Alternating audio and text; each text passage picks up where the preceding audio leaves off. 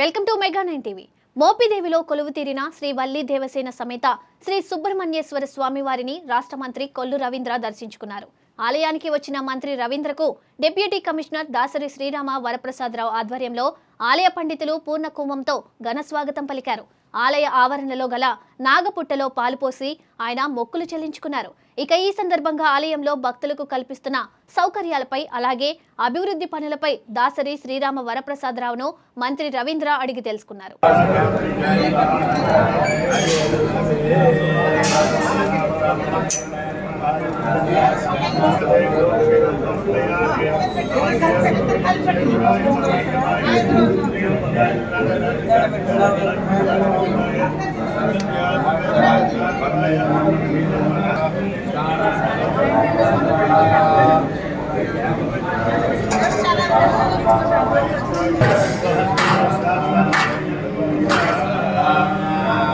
సంవత్సరం 10th class రిజల్ట్స్లో government schools చాలా అద్భుతమైనటువంటి రిజల్ట్స్ రావడం జరిగింది. మనస్ఫూర్తిగా సతీష్ గారిని అభినందన తెలియజేస్తున్నాం.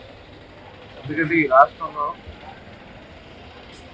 లాస్ట్ 5 yearsలో 5 సంవత్సరాల జగన్మోహన్ రెడ్డి కాలంలో పూర్తిగా నిర్వీర్యం అయిపోయింది. విద్యార్థులందరూ కూడా చాలా డిప్రెషన్లో గెలిపినటువంటి సందర్భం చూసాం. కానీ ఈరోజు మరి తిరిగి ఆ పునర్వైభవాన్ని లోకేష్ గారు తీసుకురావడం జరిగింది. మనస్ఫూర్తిగా వారిని తెలియజేస్తున్నాను. ఎందుకంటే టీచర్స్ ప్రాక్టీస్ కానీ అదేవిధంగా స్కూల్స్లో ఎక్కడా కూడా రాజకీయ ప్రమేయం లేకుండా నాణ్యమైనటువంటి విద్యా వ్యవస్థ సృష్టించడానికి వాళ్ళకి స్టడీ మెటీరియల్స్ కానీ యూనిఫామ్ కానీ వాళ్ళకి కావాల్సినటువంటి వస్తువులన్నీ కూడా ఏర్పాటు చేయడం కాకుండా 100 days ప్రోగ్రామ్ తీసుకోవాలి. 100 days ప్రోగ్రాంలో ప్రతిరోజు పిల్లలకి వాళ్ళ ఎగ్జామ్ పెట్టించడం, గోడలో ఉన్నటువంటి లోపాలని కరెక్ట్ చేయడం, మళ్ళీ వాళ్ళని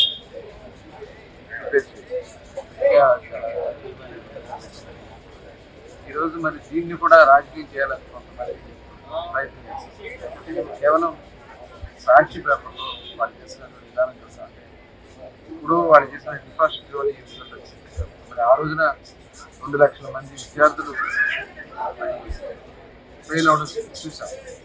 కానీ ఈరోజు లోకేష్ గారు తీసుకున్న నిర్ణయాల వల్ల విద్యా వ్యవస్థ మార్పుల వల్ల అద్భుతమైనటువంటి నాలెడ్జ్ స్టేట్గా ఆంధ్రప్రదేశ్ చేయాలని ముఖ్యమంత్రి గారు ఆలోచించారు. తగిన విధంగా చేస్తాం. ఒక పక్క క్వాంటమ్ కంప్యూటింగ్ కానీ అలాగే డేటా సెంటర్స్ కానీ ఇవాళ ఐటీ కూడా చాలా ఫాస్ట్గా మరొకసారి మనస్ఫూర్తిగా